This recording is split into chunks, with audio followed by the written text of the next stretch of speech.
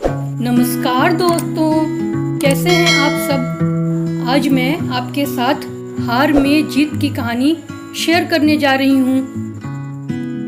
बहुत समय पहले की बात है। भारत के सुदूर दक्षिण में एक छोटा सा राज्य स्थित था। राजा द्वारा राज्य का संचालन शांतिपूर्ण तरीके से किया जा रहा था। एक दिन अचानक उसे खबर मिली कि एक बड़े राज्य की सेना की एक बड़ी टुकड़ी उसके राज्य पर आक्रमण के लिए आगे बढ़ रही है।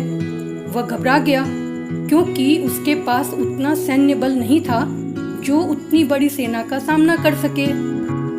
उसने मंत्रणा हेतु सेनापति को बुलाया। सेनापति ने पहले ही हाथ खड़े कर दिए। वह बोला, महाराज, इस युद्ध में हमारी हार निश्चित है।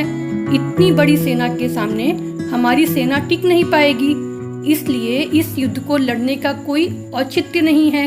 हमें अपने सैनिकों के प्राण गंवाने के बजाय पहले ही हार स्वीकार कर लेनी चाहिए। सेनापति की बात सुनकर राजा बहुत निराश हुआ। उसकी चिंता और बढ़ गई। वह समझ नहीं पा रहा था कि क्या करे और क्या न करे। अपनी चिंता से छुटकारा पाने के लिए वह राज्य के संत के पास गया। संत को उसने पूरी स्थिति से अवगत कराया और बताया कि सेनापति ने तो युद्ध के पहले ही हाथ खींच लिए हैं। ये सुनकर संत बोले, राजन, ऐसे सेनापति को तो तुरंत उसके पद से हटाकर कारागृह में डाल देना चाहिए। ऐसा सेनापति जो बिना लड़े ही हार मान रहा है, उसे सेना का नेतृत्व करने का कोई अधिकार नहीं है।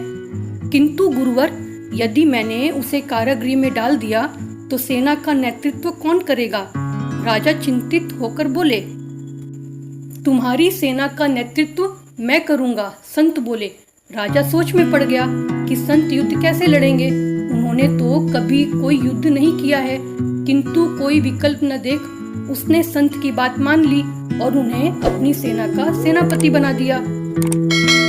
सेनापति बनने के बाद संत ने सेना की कमान संभाल ली और सेना के साथ युद्ध के लिए कूच कर दिया। रास्ते में एक मंदिर पड़ा। मंदिर के सामने संत ने सेना को रोका और सैनिकों से बोले, यहाँ कुछ देर रुको, मैं मंदिर में जाकर ईश्वर से पूछकर आता हूँ कि हमें युद्ध में विजय प्राप्त होगी या नहीं। ये सुन सैनिकों ने चकित होकर पूछा, मंदिर में तो भगवान की पत्थर की मूर्ति है, वह कैसे बोलेगी? इस पर सेना की कमान संभाल रहे संत ने कहा, मैंने अपनी सारी उम्र दैवीय शक्तियों से वार्तालाप किया है, इसलिए मैं ईश्वर से बात कर लूंगा।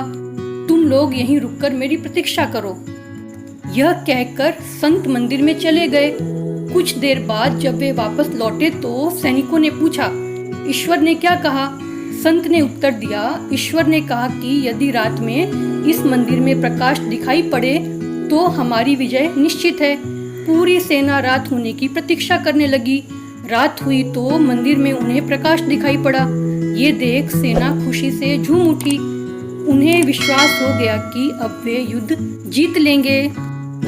उनका मनोबल बढ़ गया और वे जीत के मंसूबे से युद्ध के मैदान में पहुंचे। युद्ध 21 दिन चला। सैनिक जी जान से लड़े। फलस्वरूप उनकी विजय हुई। विजयी सेना के वापस आते समय फिर वही मंदिर पड़ा। तब सैनिकों ने संत से कहा कि ईश्वर के कारण हमारी विजय हुई है, आप जाकर उन्हें धन्यवाद दे आएं। संत ने उन्हें उत्तर दिया, इसकी कोई आवश्यकता नहीं है। यह सुन सैनिक कहने लगे, आप कितने कृतज्ञ हैं। जिस ईश्वर ने मंदिर में रोशनी कर हमें जीत दिलाई, आप उनका धन्यवाद भी नहीं कर रहे हैं। तब संत ने उन्हें बताया, उस रात मंदिर से आने वाली रोशनी एक दिए की थी और वह दिया मैं वहां जलाकर आया था। दिन में तो वो रोशनी दिखाई नहीं पड़ी, किंतु रात होते ही दिखाई देने लगी। दिए की रोशनी देखकर तुम सबने मेरी बात पर विश्वास कर लिया कि युद्ध में विजय हमारी होगी।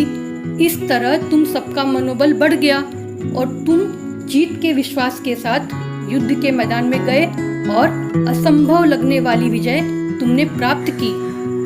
दोस्तों, इस कहानी से हमें यह शिक्षा मिलती है कि खुद पर विश्वास रखें और परिश्रम करते रहें। विश्वास की विजय होगी। हमारी सोच ही आगे चलकर वास्तविकता का रूप लेती है। इसलिए अपनी सोच पर ध्यान दें, सदा सकारात्मक सोचें ताकि सकारात्मक परिणाम मिले। आपको मेरी ये कहानी कैसी लगी कमेंट में ज़रूर लिखें।